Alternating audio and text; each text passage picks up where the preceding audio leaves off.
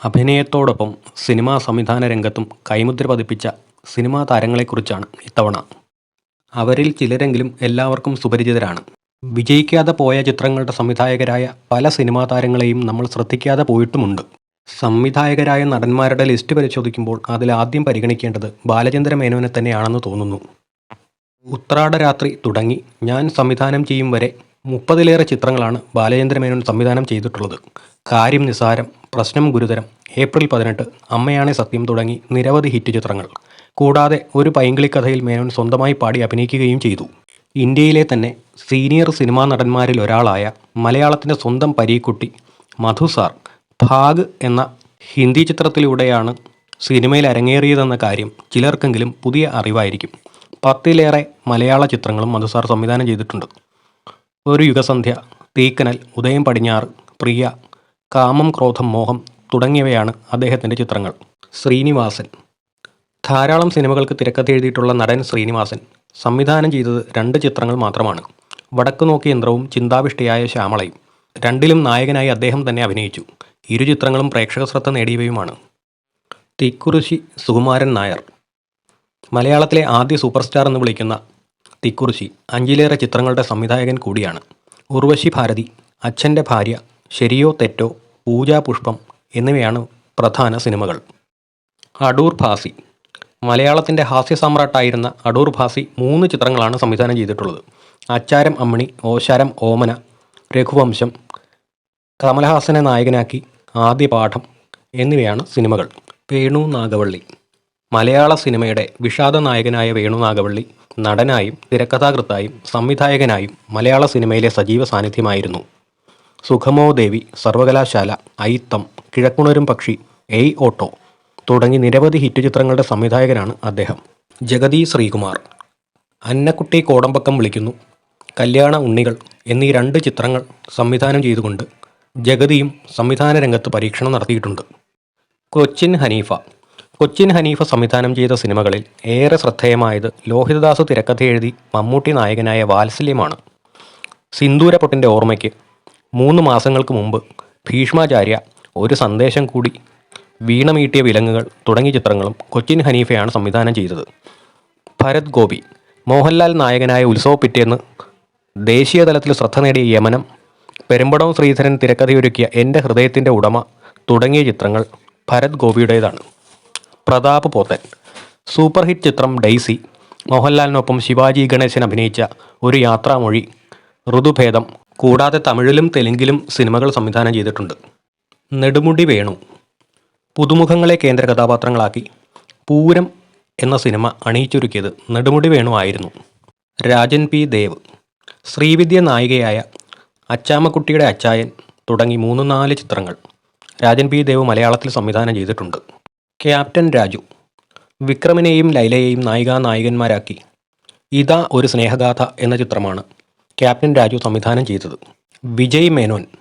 നടൻ, dubbing artist എന്നീ നിലകളിൽ സുപരിചിതനായ വിജയ് മേനോൻ 2 സിനിമകൾ സംവിധാനം ചെയ്തിട്ടുണ്ട്. നിലാവിൻ്റെ നാട്ടിൽ, വിളക്കുമരം എന്നിവയാണ് അവ. ബാബുരാജ്. വില്ലൻ വേഷങ്ങളിലൂടെ ശ്രദ്ധേയനായ നടൻ ബാബുരാജ് സംവിധാനം ചെയ്ത സിനിമകൾ black dahlia, Manushyamrugam, black coffee, police Maman എന്നിവയാണ്. ഭീമൻ രഘു.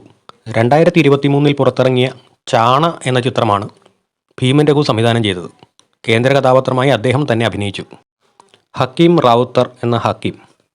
ഒരു കഥാപാത്രം മാത്രമുള്ള, കലാഭവൻ മണി മാത്രം അഭിനയിച്ച കാടിൻ്റെ പശ്ചാത്തലത്തിൽ കഥ പറയുന്ന ദി ഗാഡ് എന്ന ചിത്രം സംവിധാനം ചെയ്തത് ഹക്കീമാണ്. ഗിന്നസ് പക്രു. 2013 അജയ്കുമാർ എന്ന ഗിന്നസ് പക്രു സംവിധാനം ചെയ്ത ചിത്രമാണ് കുട്ടിയും കോലും. നായകവേഷം പക്രു തന്നെയാണ് അവതരിപ്പിച്ചത്. സനുഷയായിരുന്നു നായിക. ഹരിശ്രീ അശോകൻ. 2019 ആൻ ഇൻ്റർനാഷണൽ ലോക്കൽ സ്റ്റോറിയിലൂടെയാണ് ഹരിശ്രീ അശോകൻ സംവിധായക കുപ്പായം അണിഞ്ഞത്. വിനീത് ശ്രീനിവാസൻ. മണ്ടൻ കുഞ്ചു എന്ന ദൂരദർശൻ സീരിയലിലൂടെ അഭിനയം ആരംഭിച്ച് ഗായകനായും നടനായും വെള്ളിത്തിരയിൽ സാന്നിധ്യമറിയിച്ച വിനീത് ശ്രീനിവാസൻ ഒരുപിടി ഹിറ്റ് ചിത്രങ്ങളുടെ സംവിധായകൻ കൂടിയാണ്. മലർവാടി ആർട്സ് ക്ലബ്, തട്ടത്തിൻ മറയത്ത്, തിര, ഹൃദയം, വർഷങ്ങൾക്കു ശേഷം എന്നീ ചിത്രങ്ങൾ വിനീത് ശ്രീനിവാസൻ്റേതാണ്. സിദ്ധാർത്ഥ് ഭരതൻ.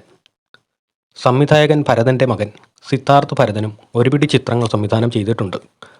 നിദ്ര, വർണ്ണത്തിലാശങ്ക, ചന്ദ്രേട്ടൻ എവിടെയാ, ചതുരം തുടങ്ങിയവയാണ് സിനിമകൾ. സലീം കുമാർ. ഹാസ്യതാരവും ദേശീയ തലത്തിൽ തന്നെ ശ്രദ്ധ നേടിയ നടനുമായ സലീം കുമാർ ദൈവമേ കൈതൊഴാം, കെ കുമാറാകണം, കറുത്ത ജൂതൻ, കമ്പാർട്ട്മെന്റ് തുടങ്ങിയ സിനിമകളുടെ സംവിധായകൻ കൂടിയാണ്. ജോയ് മാത്യു. സാമൂഹിക വിമർശകനും നടനും തിരക്കഥാകൃത്തും പ്രൊഡ്യൂസറും ഒക്കെയായ ജോയ് മാത്യു സംവിധാനം ചെയ്ത സിനിമയാണ് ഷട്ടർ. വിനീത് കുമാർ. ബാലതാരമായി സിനിമയിലെത്തിയ വിനീത് കുമാറിൻ്റെ സംവിധാനത്തിൽ 3 ചിത്രങ്ങളാണ് ഇതുവരെ പുറത്തിറങ്ങിയിട്ടുള്ളത്. അയാൾ ഞാനല്ല, ഡിയർ ഫ്രണ്ട്, പവി കെയർടേക്കർ എന്നിവയാണ് ആ സിനിമകൾ. മഹേഷ്.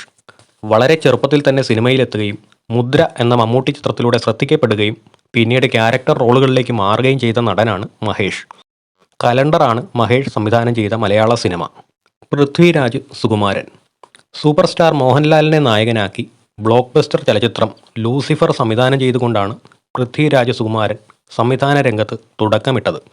പിന്നീട് മോഹൻലാലിനെ തന്നെ കേന്ദ്ര കഥാപാത്രമാക്കി ബ്രോഡ് ആടി എന്ന ചിത്രവും ഒരുക്കി. 3ാമത്തെ ചിത്രത്തിലെ നായകനും മോഹൻലാൽ തന്നെ.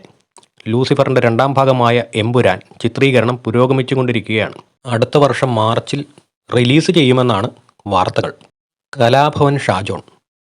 മിമിക്രിയിലൂടെ സിനിമയിലെത്തി കോമഡി, വില്ലൻ, ക്യാരക്ടർ വേഷങ്ങൾ അനായാസം കൈകാര്യം ചെയ്യുന്ന കലാഭവൻ ഷാജോൺ പൃഥ്വിരാജിനെ നായകനാക്കി 2021 ബ്രദേഴ്സ് ഡേ എന്നൊരു ചിത്രം സംവിധാനം ചെയ്തിട്ടുണ്ട്.